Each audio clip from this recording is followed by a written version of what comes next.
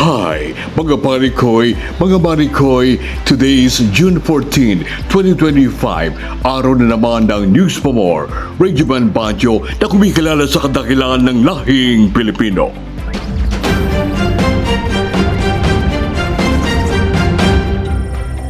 Ilang buwan na rin ang nakalipas, mainit pa rin ang usapin sa impeachment trial kay VP Sara. Ano nga ba ang nakasaad sa ating saligang batas tungkol sa impeachment?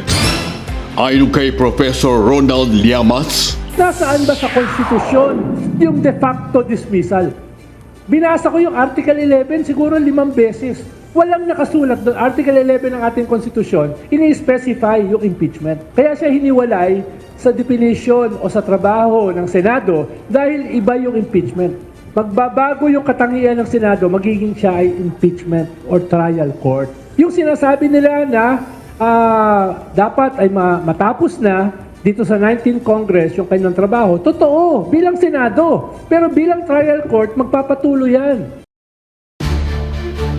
at ayon naman kay Akbayan Party President Rafaela David, Ilang araw na po kasi nating hinihintay na finally ay mag-convene na silang ng impeachment court. Patapos na yung kanilang session. Ilang araw na lang natitira sa 19th Congress ay ayaw pa nilang gawin ng kanilang obligasyon. Kaya po yung mamamayan hindi na rin makapaghintay. Kaya po aaraw-arawin natin ang pagbabantay. Hindi po dapat papayagan natin yung ating mga leader na nakakatakas sa kanilang obligasyon at gayon din nakakatakas sa hustisya kasi patuloy nila tayong nanakawan at patuloy na maghihirap ang taong bayan. Ang ating panawagan! Sara Duterte! Sara Duterte! Samantala, sa panig naman ng Senado, ayon kay Senador Risa Hontiveros, hindi siya papayag na Senado pa ang susuway sa saligang batas. We in the Senate minority will formally move to commence the opening rights in the impeachment trial of Vice President Sara Duterte. Senate Minority Leader Aquilino Pimentel III and I will move to allow Senate President Francis Escudero to take his oath as presiding officer of the impeachment court and to administer the prescribed oath to all members of the Senate as judges of the impeachment court. Bilang mga senador ng 19th Congress, malinaw sa amin sa minority ang aming responsibilidad. At hindi ako papayag na Senado pa mismo ang bumaliwala sa ating konstitusyon.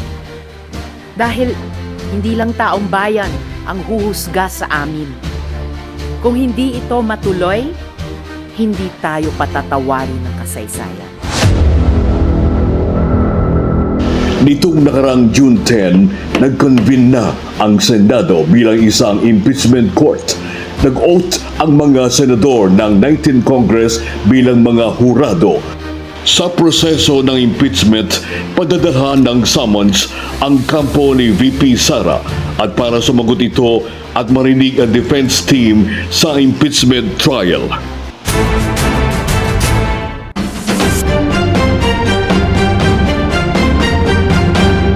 Sa schedule ng EDSA Rehabilitation, ipinagpaliban ni PBBM. Ayon pa sa Pangulo, dapat munang ayusin ang traffic scheme ng mga LGU. Masyadong matagal naman yung 2 taon para maabala ang mga kababayan natin. At hanggat wala akong nakikitang solid na mga rerouting plans at masiguro na handang-handa ng mga LGU, huwag muna natin gawin. Ayusin muna natin ang plano.